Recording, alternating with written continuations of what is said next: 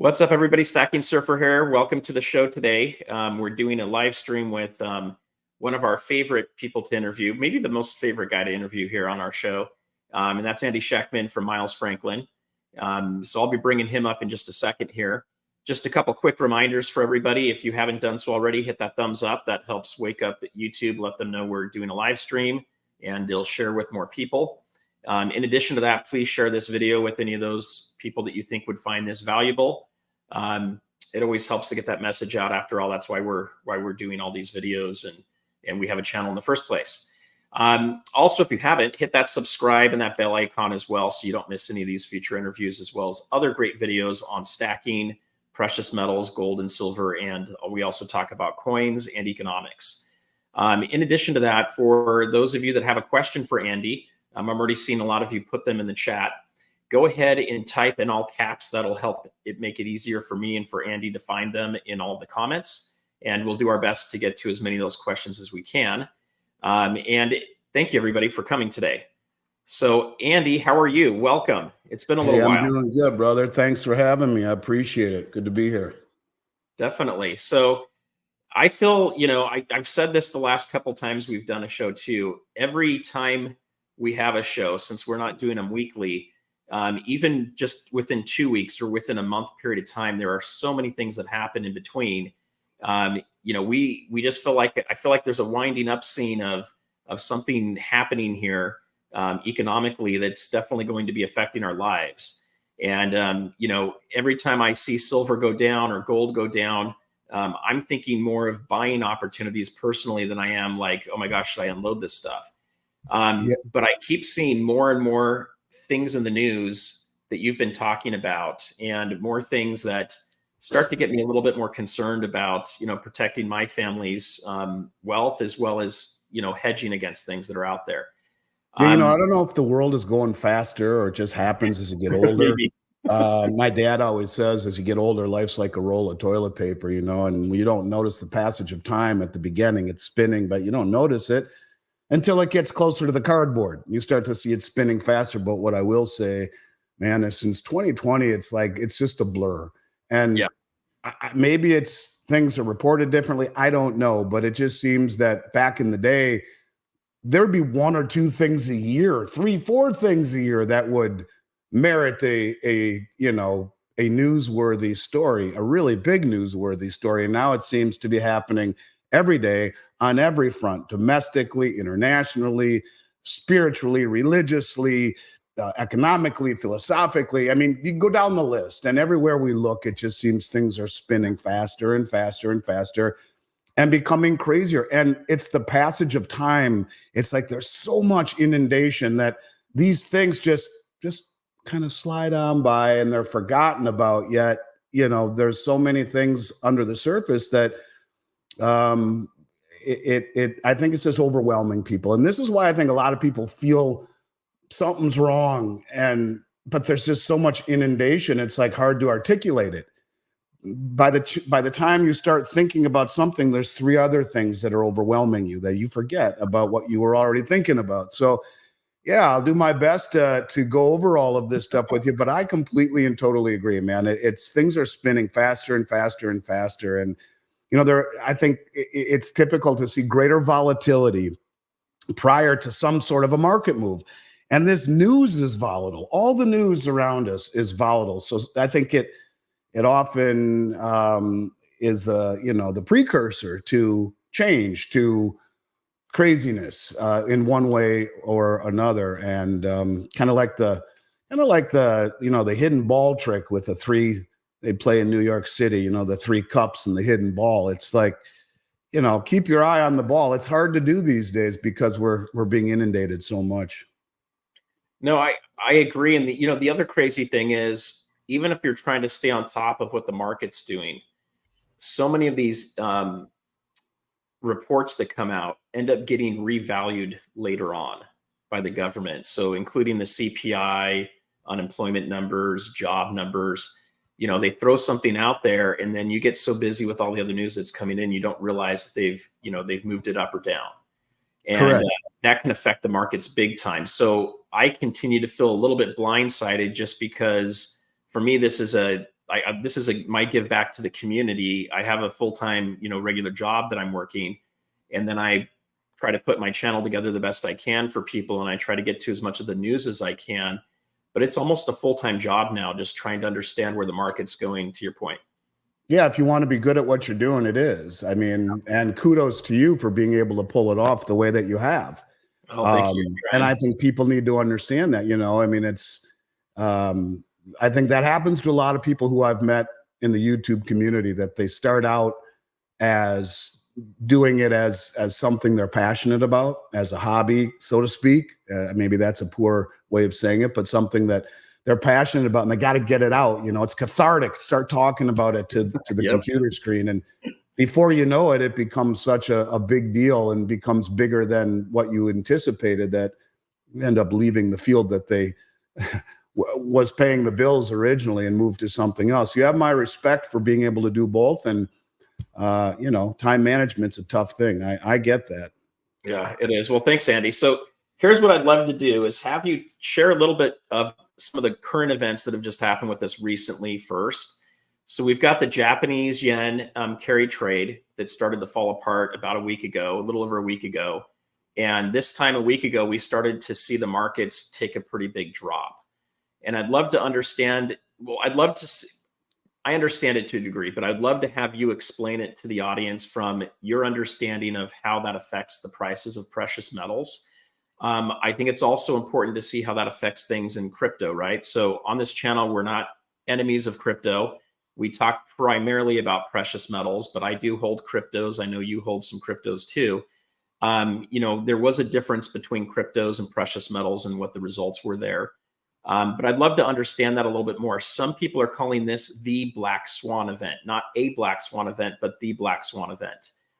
To me, it was a Black Swan event. It probably wasn't the one that I'm looking for, that I'm concerned about, but I think it might be a precursor, almost kind of like being here in California. We get earthquakes every once in a while, and you kind of have what's called a, what do they call it? I guess it's like a pre-shock that comes in, where it's a smaller earthquake that hits first to kind of wake you up and get you ready. And then the large one comes, and then after that, you end up having some other aftershocks. So I guess it's a pre-shock.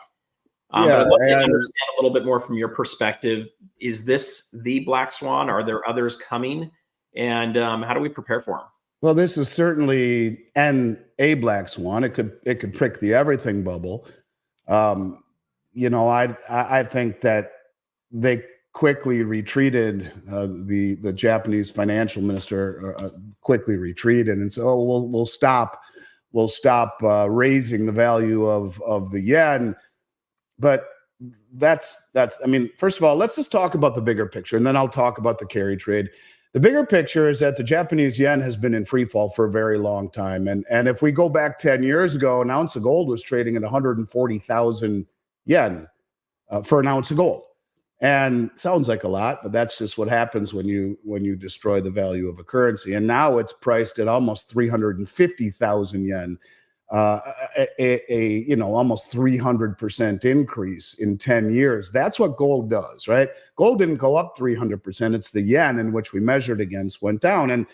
And the carry trade was a function of this very weak yen.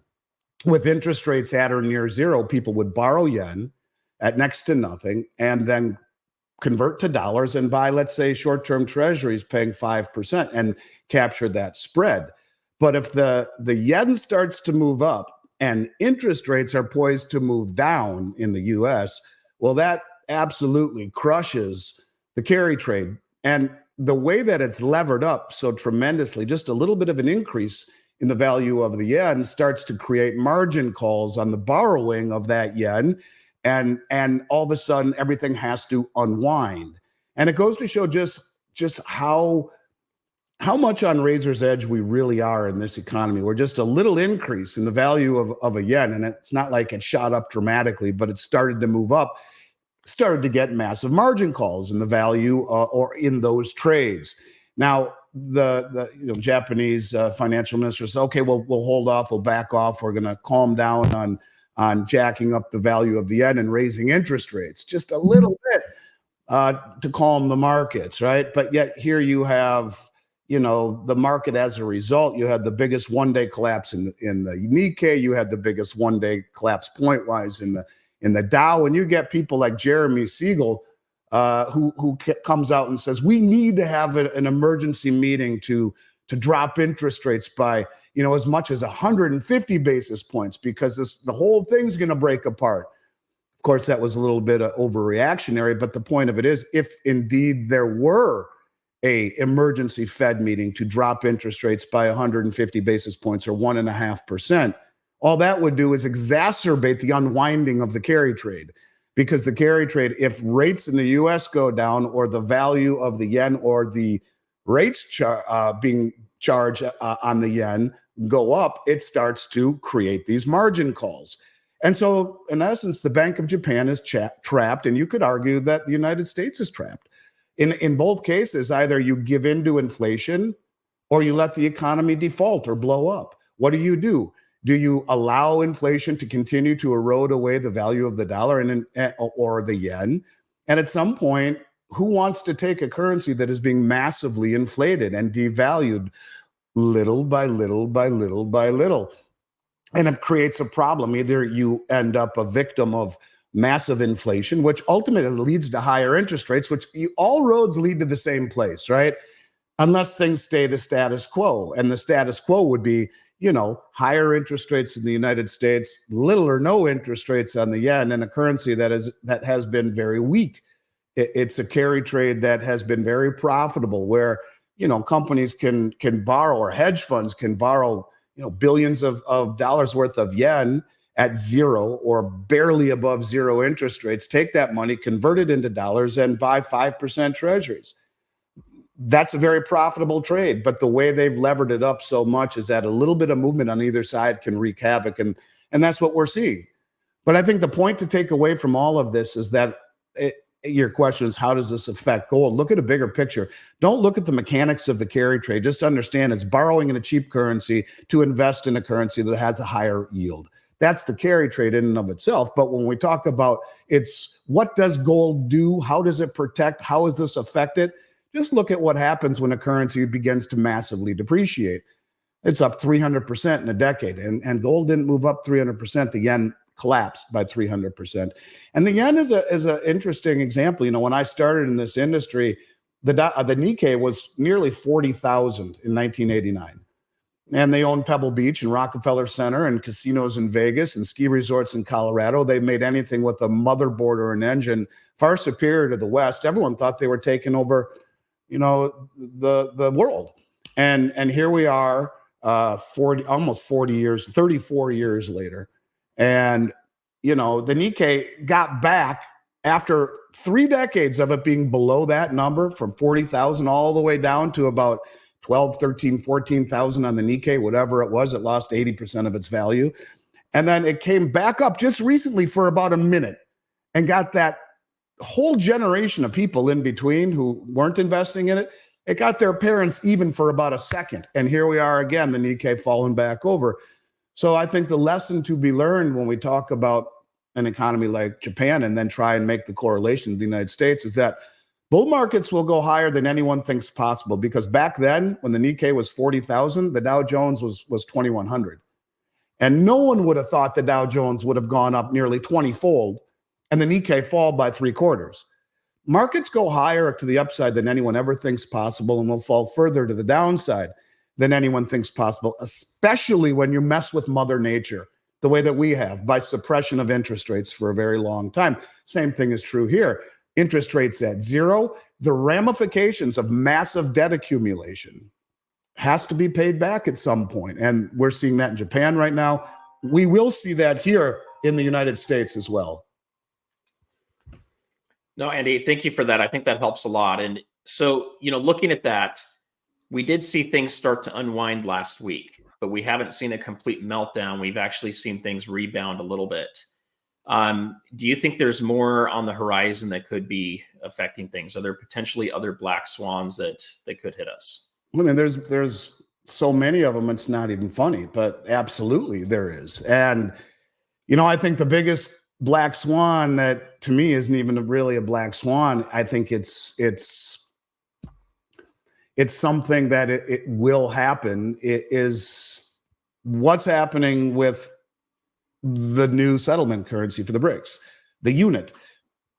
We're this close to seeing them come out and say, yes, it's fully ratified, the unit currency. And I'm not sure if I talked with you about this or not, but the unit currency is a new settlement currency that has been in principle agreed upon by the head of the BRICS New Development Bank, Dilma Rousseff. She is former president of Brazil. And look at the New Development Bank, same thing as the IMF. They've agreed in principle to this new unit currency that will be traded over Project M-Bridge.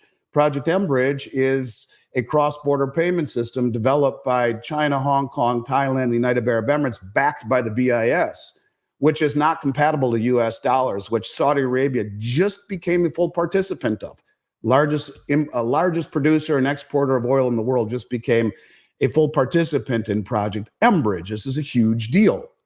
And when you realize that the unit currency will be 40% gold backed, and 60% a basket of the BRICS plus currencies, the need to accumulate dollars in treasuries, if indeed it is ratified at the meeting in September in China, which they have set specifically just to ratify this new settlement currency with the intention perhaps of rolling it out in October in their big meeting, are enormous. You talk about black swans. We have 20 million people or more in this country illegally.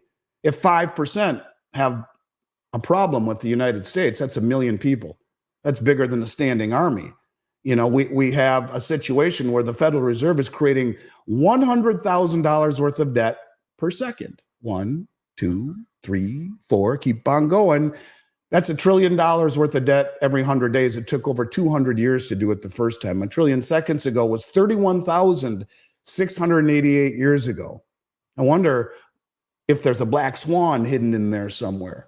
And when you talk about suppression of interest rates for 15 plus years and all of the distortions and misallocations it has created across the globe, there are black swans everywhere. And then you throw into the mix, you know, questions surrounding the judicial system and the political system and the elections and all of the chaos. There's black swans everywhere. And I think people need to realize that return on your money has been great for a very long time. It's more important to focus on return of your money right now, because yes, I do believe, I guess I'll just simply say it this way. How many people watching this show, if I could see a raise of hands, I mean, we know what all the hands would come up, believe that there won't be something between now and the election. I mean, how can there not be? I said that probably on your show a month ago or 2 months ago. I've been saying it on every show, and 1/8 of an inch separates calamity and relative calm. 1/8 of an inch. What if it had hit Trump in the side of the head? What would Xi Jinping and Putin be thinking about today? They both just backed Iran. The United States said we're backing Israel. So how close are we to a World War III? God help us. I hope we're not. But when you have those two superpowers, I mean, why would they not back Iran? Iran is part of BRICS and joined the Shanghai Cooperation Organization, the largest regional military organization on the planet. So when you talk about black swans, our current administration, and you know what? This is not about Trump and Biden. All right. This is not, I mean, I'm very socially liberal and incredibly fiscally conservative. What does that make me? A libertarian? I'm not sure, but I'm not your right wing right, and I'm not your left wing anything. I'm right in the middle, but someone who's worked his ass off for 34 years, coming from nothing to get here. But I grew up, my parents were hippies. I mean, lifestyle, do what you want. I don't care. Shouldn't be part of the government's decision. None of it should be. I mean, that's the stupidity of it all. Women's rights, all that shit. Get it out of the government's hands. But in terms of fiscally, this administration has done more to destroy this country than any external foe could have ever done. And there are black swans everywhere. They used to talk about green shoots coming up in the economy. I would say more like black swans coming out of nowhere. And to focus just on the carry trade is a mistake. They're everywhere. And that goes back to your initial comment, how things are spinning. They're everywhere. Where how many fingers can you put into the the leaking holes in the dam? Don't know. But yeah, I think this is a time to be a contrarian. If not, you're damn well destined to be a victim. And that I do believe. I agree. And so, Andy, to the point you're making too, I feel a lot of the same way from a political standpoint as well. We're no longer dealing with the Republican and Democrat Party in this country anymore. We're dealing with ideologies. And each of these parties may pick different ones, but it seems like so many people were sitting, say, left of center that are now finding themselves right of center. And so what's happened is people haven't changed. The politics in the country have changed based on the policies that different politicians take. And we're still under the guise that there's these two political parties and they mean one thing or the other. It's all changed. The dynamics have totally changed now. For sure. But when we look at that, to your comment there on the black swans too, I feel the same way. There's so many of these different things that could come up, they could happen. So I think there's a lot out there. I did get the download now from the slide deck you had. So let me know when you want me to share those. Yeah, well, you had mentioned that people wanted to talk about silver. And yes. I think, the counterintuitive nature of silver is enough to make you lose your mind. And there are a lot of things I don't think people quite understand about silver. And it's very frustrating. How can gold be going up to all-time highs? Why isn't silver there? And maybe we can show that slide deck. It was a presentation that I recently gave in Boca Raton at Rick Rule's conference. And if you want to pull up, I think that first slide, I think it's number 4, I think. Okay. This should be it. So I'm going to pull it up as well so I can read it because let's see here. All right. So this is the first thing that I want to bring up is, well, why is silver not going higher?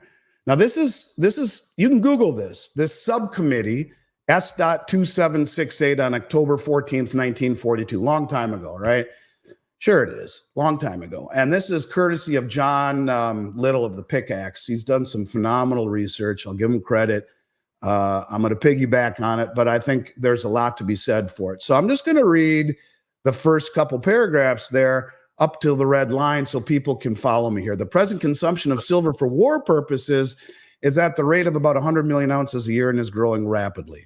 According to the War Production Board, it's only a matter of months before war demands will have increased sufficiently to require at least 200 million ounces of silver per year. Now, before you go to the next slide, I've been saying for a very long time that silver is used in military applications, and I talk about 500 ounces in the tip of a Tomahawk cruise missile. And I said that 2 years ago at a conference in Vancouver, Jay Martin's Vancouver Resource Investment Conference, one of the best. It's one of only 2 I go to. People should check it out. Anyways, I said that in my speech. And I get off the podium and I'm walking away and talking to people. And a guy comes up to me and says, I helped develop the Patriot missile and the Tomahawk cruise missile. I am a consultant for the Department of Defense. I know there is silver in it. I don't know how much, but I want to check that out and get back to you. And I forgot about it because he never got back to me. And then I did a different speech, but at the same conference this year in January. And there he was when I was done. He says, he has a stack of pictures with him. He says, what I'm about to tell you is all declassified, but you are right. I'll be son of a gun. You're right. There's between 13 and 14 kilograms of silver in a Tomahawk cruise missile. He says, I helped design it. And he showed me all these pictures of how they were designed to come out of a tube of a submarine, but they had challenges having them launch vertically. And they had this platform in the ocean, just off the coast of California. He was showing me them launching it. All sorts of stuff. But he said, you're right. Okay. So here it is in 1942 with military applications that are far less advanced. They needed 200 million ounces of silver in World War II. How many do you think we need now with all of the missiles that are being fired all around the globe that are produced by the military industrial complex? People that are probably a whole lot more powerful than the people we think are powerful, such as the president. The military industrial complex seems to be ruling the roost these days. All right, so go to the next slide, just so people can understand where I'm going with this. All right, do we see something missing here is the title. So let's take a look at we see that there is a 265 million ounce shortfall approximately projected this year, and might even be a little bit more than that. But the point of it is, look at the demand. You have industrial, electrical and electronics, of which photovoltaics, that's solar panels. Brazing alloys and solders, other industrial, photography, jewelry, silverware. Where the hell is military? If we needed 200 million ounces in 1942, and now we have missiles that are far more advanced, and stealth bombers and nuclear-powered submarines, you tell me none of this stuff needs silver? Right. And so we've had a 200 plus million ounce shortfall for the last few years, every year, and military is not in there. All right, go to the next slide. And let me show you how they do this. All right, so what this slide is the green represents the 4 biggest commercial banks that are short on COMEX, and the red is the 4, and the green is the 8. There's 8 large banks, and I would say they are most likely JP, Goldman, Citi, Bank of America, Deutsche Bank, HSBC, and Standard Chartered. Okay. They're the banks of the UK and the United States, and they are massively short. The red would be the top 4, Bank of America, JP, Standard Chartered, and Deutsche Bank. I don't know which ones they are. And the green is the top 8. Now take a look at something there. Do you see what the hell I see there? Now ask yourself, why the hell would 8 banks in the West short silver to the degree of it being the largest concentrated short position of any commodity ever traded in the history of the COMEX market, naked shorting the hell out of it? Why would they do this? Look at oil. Oil being the second from the end there. There's a little bitty short position. Remember when they really shorted it? It was negative 40 a barrel in 2020. Yep. How the hell do you make it negative 40 anything? But now take a look at silver. It is the largest concentrated short position in the history of the COMEX market of any commodity ever traded in an environment where a country like India has imported over 700 million ounces in the last 2.5 years. Where China is now going all around the globe. Don't get rid of this because I'm going to show you one more slide. Going all around the globe. I just did 2 interviews with mining executives, and they've confirmed this, that they are going into Latin America right now. And they are buying up all of the doré bars in silver and all of the silver concentrate in unrefined form. In other words, they're going up and buying up just the ore, not just the doré bars, but the actual unrefined silver in any capacity they can get, whether it be concentrate, bars, or just ore. And they're shipping it all the way back to China. They're paying double what the West will pay for it, right? And the West would be like, why the hell would they do that? They're buying all of it and bringing it home. And by bringing all of that unrefined silver home, massive amounts, it doesn't reflect in the price. How many people know that China is the 2nd largest producer of silver in the world? The largest producer of gold, number 2 in silver. And now they're going into Latin America and buying up all the unrefined silver and concentrate, and paying double what anyone else would pay. And it's never reported in the West. Where the hell is the reporting of this? Right? And just Google it. You'll find it. You'll see my videos with two mining execs that talk about it. Yes, they're gobbling it all up because it doesn't come off of an exchange. It doesn't affect the price. All right, go to the next slide real quick, and then we'll be done with this.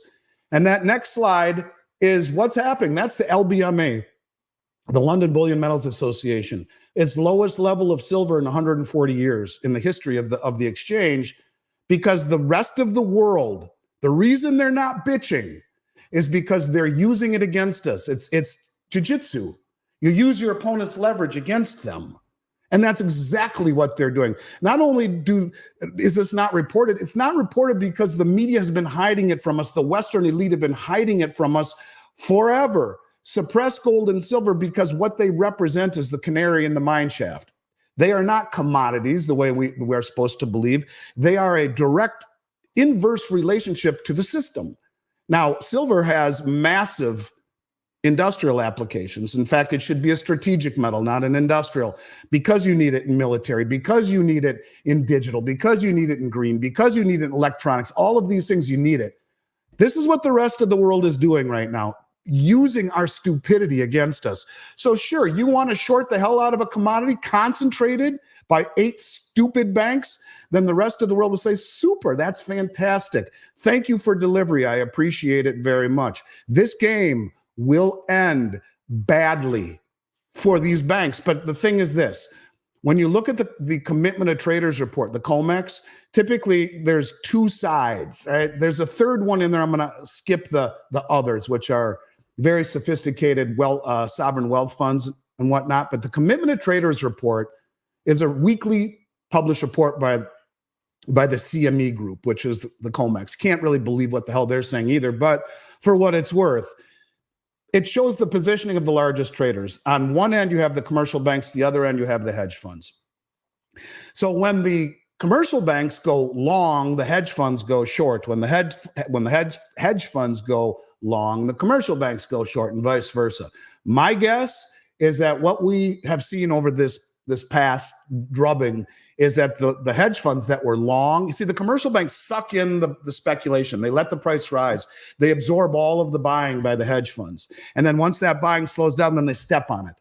And instead of shorting a falling market the way that like GameStop and AMC did, the commercial banks have so much money and are probably being told by higher up to go ahead and do this, that they then short a rising market. So much money they keep piling on until the hedge funds capitulate. And they keep doing this over and over and over. Rinse, wash, and repeat. Suck in the buying, absorb it, step on it, watch it fall. The hedge funds who have to answer to their shareholders, they sell, they capitulate, and then it's rinse, wash, and repeat. I believe when this all breaks, it'll either bring down a couple of the biggest Western commercial banks on the planet, or they will have wised up to it and hoodwinked and fleeced the managed money traders, which are the hedge funds, into going massively short. And then they just let the thing run, and it'll blow up some of the biggest hedge funds on the planet.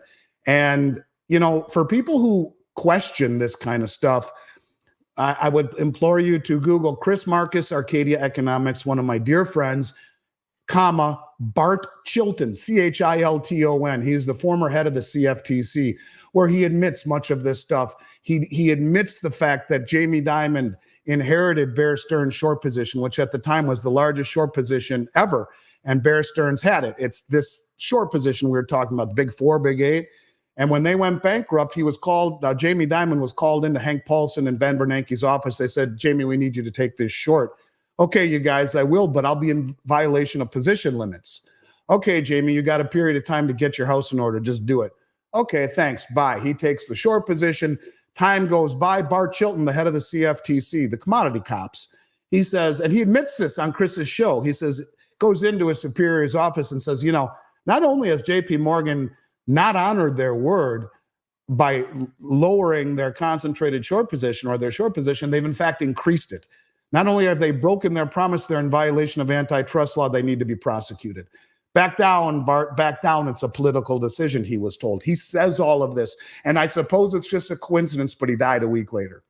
And so what I'm getting at is that this is something that is happening. And the commercial banks have been holding down the price of gold and silver to support the illusion of strength of currency, strength of bond market, stability of a nation and of a system, and to support the military-industrial complex. That all works until the rest of the world becomes motivated, sophisticated, wealthy, coordinated, and says, this is how we beat the West. We don't beat them by getting into a hot war. We beat them by draining the exchanges of their strategic commodities, using their stupidity of shorting the price, which these exchanges allow for delivery. No one ever used to stand for delivery, never. Maybe 1% or less most of my career, which is over 3 decades long. No one stood for delivery. Now they are. And that's what you're seeing right here. Just whoop, that's all delivery off the LBMA. Thank you, thank you, thank you. Your price is stupid. Thank you. Your price is stupid. Thank you. And then when no one else will sell at those stupid prices, guess what? You'll see the exchanges be rendered a scam, a Bernie Madoff. This is a Ponzi scheme. And the LBMA, they admit to trading 292 million ounces of silver per day. You see they have 800 million ounces right there. 500 million they say belong to the ETFs. They say that. So that means they have 300 million. So they're trading 292 million a day, but they say those numbers are 10 times understated because they only post the final settlement numbers, not all the trades it took to get there. They say it's about 10 times understated. Okay, so they're trading 2.9 billion ounces of silver per day on the LBMA. They only got 300 million to back it, but they're trading 10 times as much, which is 3.5 times annual global mine supply. Mm-hmm. And COMEX, silver is rehypothecated, meaning that same contract is sold to you, 1,600% right now. Why? Why are 8 banks short the way that they are? Why are we allowing this to happen? And the sophistication, coordination, determination, wealth, And all of the things combined of the BRICS nations and these countries who used to be third world but aren't anymore, this is why silver has not gone up, because they're using it against us. And guess what? Over the past roughly 4 months, the combined volume in the Shanghai Gold Exchange and the Shanghai Futures Exchange is up over 200%, and it has now surpassed the volume of the COMEX. And the Shanghai Gold Exchange is now the number 2 most heavily traded exchange on the planet. And the Shanghai Gold Exchange has silver priced $4 an ounce higher than it does in the West. This is called arbitrage, where all the idiots who will buy in the West and deliver in China will do so. What if they made it $40 higher or $50 higher or $100 higher? That is the price. And we will see price move from the Bernie Madoff scam of the West to Shanghai, to Moscow, to Dubai, and all of these places that people think, oh, geez, yeah, we wouldn't trust them. Well, who the hell trusts us anymore? And those nations are the ones who produce and accumulate and use all of these commodities. The West has no idea about silver. Most of the people who aren't watching this show, and you all understand silver, drop a silver eagle on someone's foot and they won't even know what it is that hit them. And that's why they're able to pull this off, because no one understands what the hell is really important and what the hell is really going on. I agree, Andy. So I just spent some time Saturday filming some videos at Huntington Beach, asking people the value of silver, and also handing out Klondike bars and stuff because it was hot. The reality is only 1 or 2 people even asked if they could have the silver that they were holding. One of the teenagers totally pocketed it. I'm like, you gotta give me that silver back. So I hope he was fast.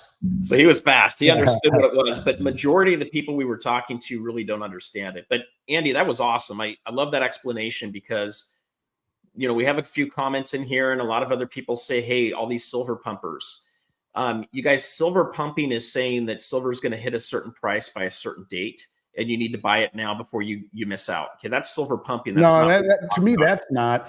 To me, that's people who have never run a business and people who have never understood the fact that you can run something you're proud of, a business, and still try to do what's right. The world is so cynical, it makes me sick. And people who say that have never done anything on their own. And I mean, it's not even worth it. Pumping silver, I've done 10 billion in sales. I don't need to pump shit. I don't. And that's just the truth. I don't need to do these videos and subject myself to people whose intellect is about the size of a marble. Because try and run a business and tell me you don't want to do what's right by your business and do the right thing. And then do you never want to share that information ever to try to help people? I guess they have to be mutually exclusive. You have to be a bad person to run a good business. I guess, you know, you just have to be a prick to get to the top. Maybe you just want to do the right thing and found a platform. Before I started doing YouTubes, I did public speaking at conferences for years. And yes, there is some, I guess you want to call it pumping, fine. You're speaking in front of an audience who's interested in silver.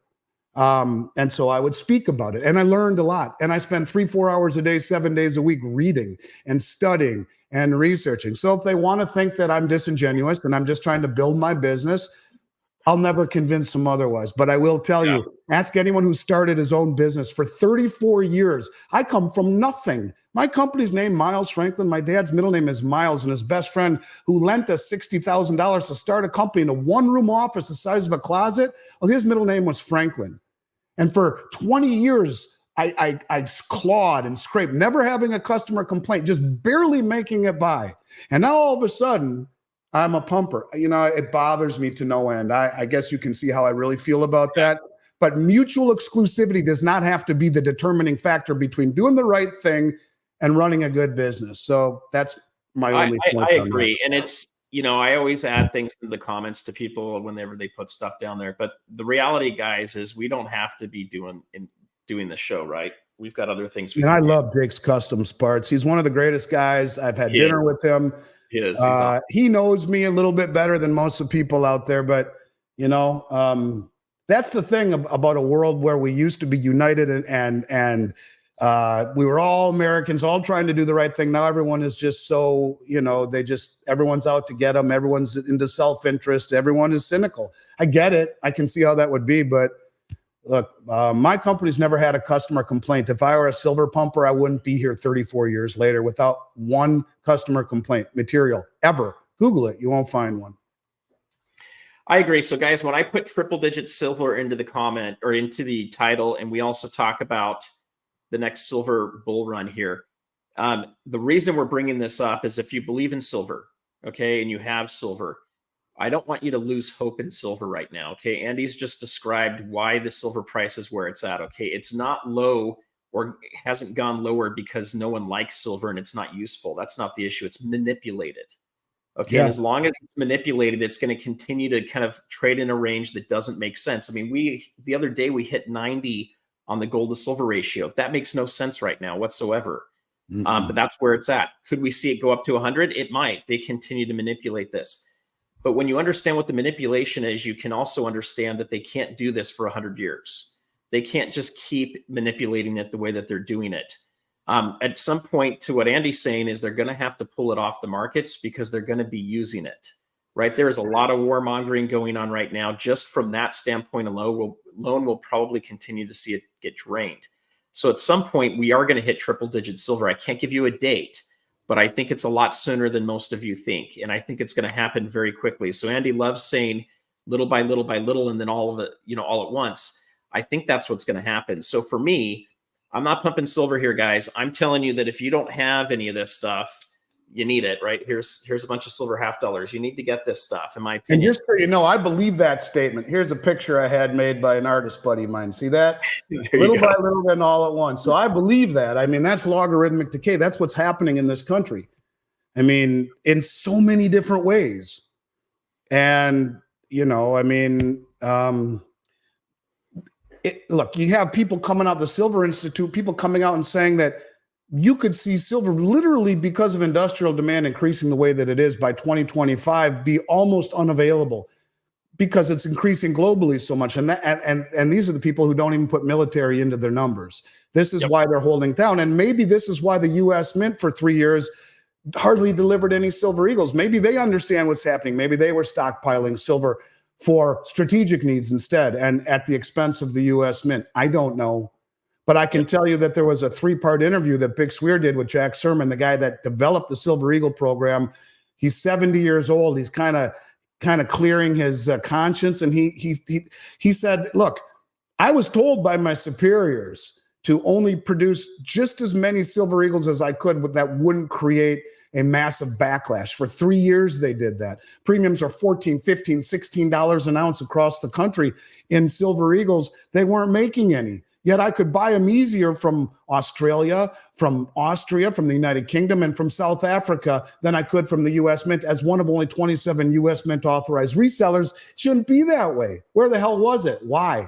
And then he says, yeah, Jack says, before I was at the Mint, I worked on the other side of the table. I was a primary distributor, and I know how it works. And they came to us and asked us for another 36 million coins halfway through the year. This was last year or the year before. And we only gave them like a third of that amount. So the point of it is that the silver eagles are supposed to be produced in as much quantity as there is demand. That's in the actual charter of the U.S. Mint. It's in the law. And yet they didn't do that. Why? Why are all these things happening with silver?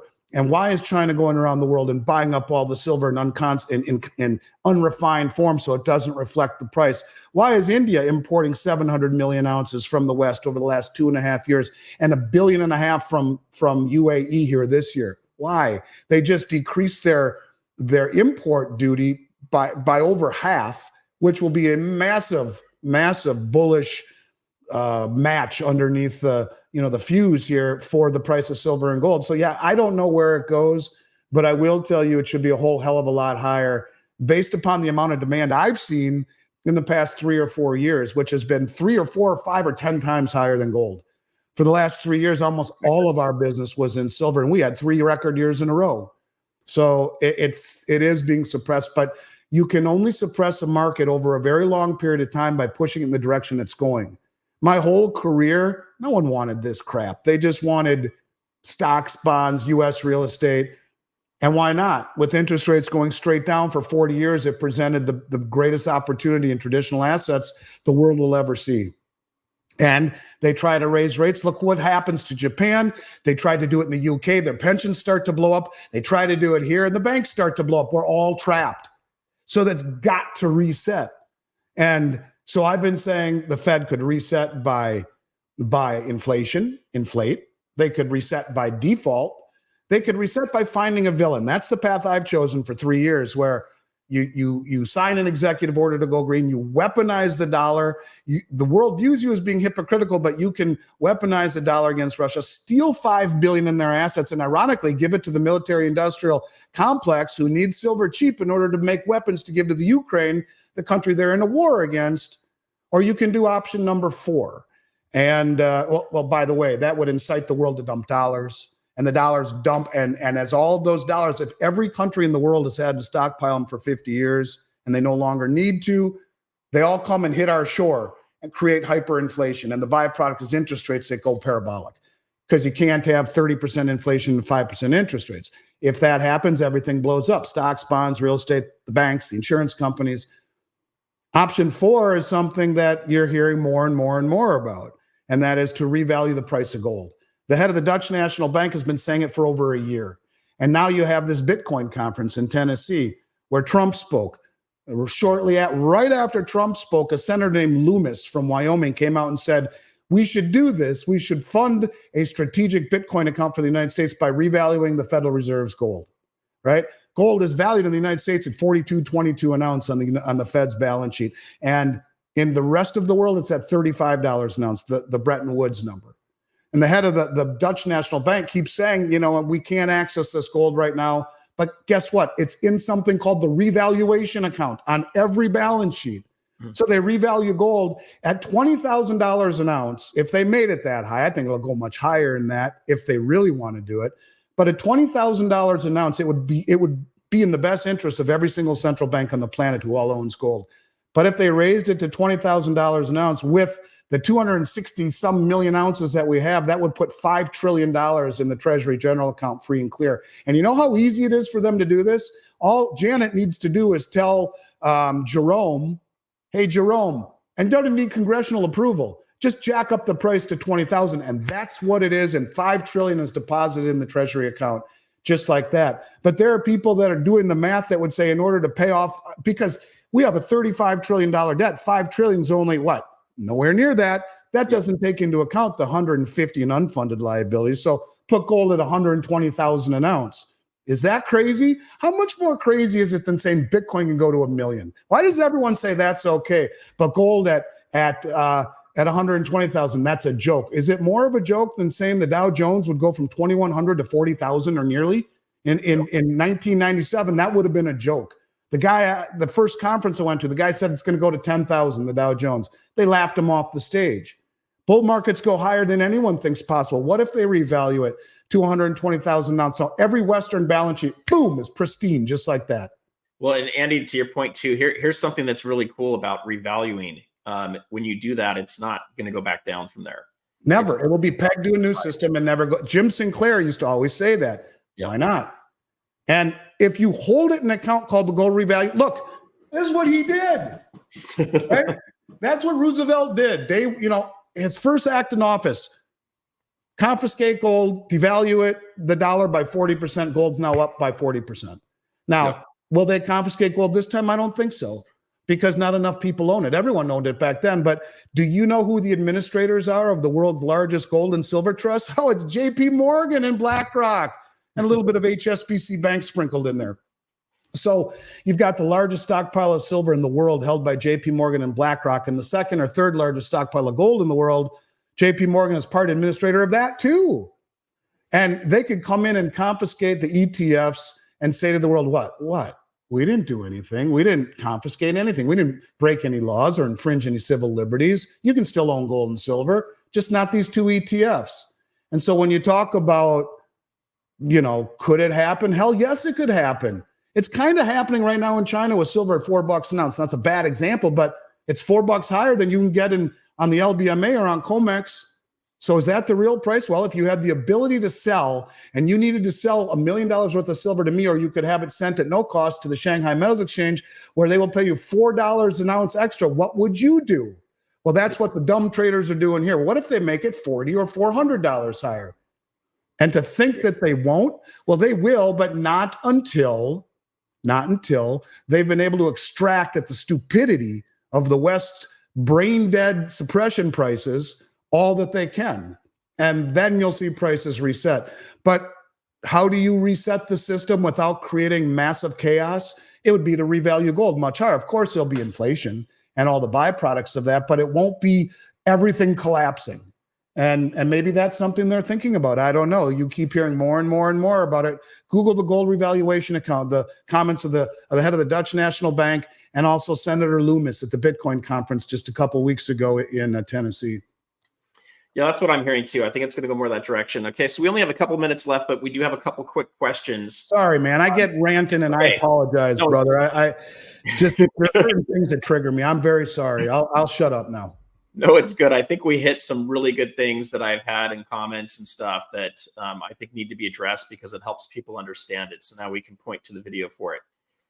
So what I want to do is rapid fire just a couple quick answers, Andy, on a couple things here real fast. I'm going to pull up. One of them here is silver rounds versus silver eagles. What's your opinion? There's no right or wrong answer to any of this. It's about the number of ounces that matter, right? In the end, it is about the number of ounces. You will get more ounces, considerably more, by buying rounds. But something has happened that I never thought would have ever happened. In fact, if I had a gun to my head, I would say, I'll bet you anything it never happens. And lo and behold, there's 11 states right now with more on the docket which have passed legal tender laws, saying that gold and silver coins issued by a sovereign mint like the U.S., and a few of them, like Oklahoma and Texas, I believe, are only silver eagles, but saying that U.S. mint gold and silver coins would be used for all debts, public and private, including paying your property taxes. And this is the American spirit, pushing back against this craziness, the Fed, the irresponsibility of their fiscal policy and the brain-dead monetary policy of the Fed, to push back and say, hey, gold and silver can be used for everything, including paying your property taxes, but it has to be in sovereign mint form. So if I had my choice, it's like Coca-Cola or generic soda from Costco, Kirkland brand. If you're dying of thirst and eating a hamburger at a barbecue in 90-degree heat and you need a can of soda, you'll drink whichever one is there. But I think if people had their druthers, they'd buy the Coca-Cola. Same thing here. Maybe a kind of a silly analogy, but if I had my choice, I'd buy Eagles. There is a big premium to pay over rounds, but in the end, I think they have far greater demand. And if we look over the last few years when premiums were high, I would have paid you $11 or $12 or $13 over spot for a silver eagle for 3 years, and I would have only paid you $4 over for a round. So ask yourself, what is a better choice? I don't know. Maybe the Eagles. Yeah, I would second that, guys. So if you have the money for it, I go for the Eagles. That's what I've been doing. If I find a great deal, I might grab some 10-ounce bars or I'll grab some rounds. My rounds and 10-ounce bars, I'm always going to be looking for opportunities to move into Eagles personally. I also really like constitutional silver in case we do. That is the best value there is right now, dude. The best. Because during the pandemic, the only thing that was just a bit less, well, the only thing that was even close to silver eagles in premium was the pre-65 constitutional. And it was way higher than all of the other sovereign mints, the Maple, the Kruger, the Philharmonic, the Kangaroo, the Britannia. And now, after it's been quiet for the last 7 months compared to where we were, the sovereign coins are all much higher than the pre-65. We have $50 on sale right now. I think they're still on sale. They were last week for $250 over spot per ounce. It's the best buy there is with the greatest utility, period. I think there's a lot to be said for that. I'm glad you brought that up. Perfect. So a couple quick reminders, guys. If you're watching, please hit that thumbs up. That'll help other people be aware of the video we did today. If you haven't done so yet, hit the subscribe and bell icon so you don't miss the next interviews with Andy. One of the things I'm working on with Andy is to get him on more frequently. So we're working with his assistant to try to do that. And if we can, Andy, what I'm hoping to be able to do is have you at least one live stream per month and maybe a video. Love it. Count me in. We might do more live streams. So tell us a little bit about how we get in touch with your company, and if we want to take advantage of that deal on the $50 or silver eagles or any of the other precious metals. Or you can go online, but in order to get the special price that that we are offering your clients, we would want to have you send an email to info@milesfranklin.com, info@milesfranklin.com, and put on there Stacking Surfer sent me in the subject line, and you will end up getting our special price list. And any questions that you've heard on this or any other topic related that you have questions on, put it on there. If you want to be contacted, put a phone number. But if you just want the special price list, info@milesfranklin.com. Stacking Surfer send me the price list, and it will be much better than the prices you see on our website. Much better. Awesome, Andy. So thank you very much for coming on, everybody. I wish we could go longer, but unfortunately, we have some other deadlines we've got to hit right now. And we're going live. So until next time, peace out, and you guys keep stacking. You're going to benefit from it in the long run. So have a great day, everybody. Bye-bye. Thank you.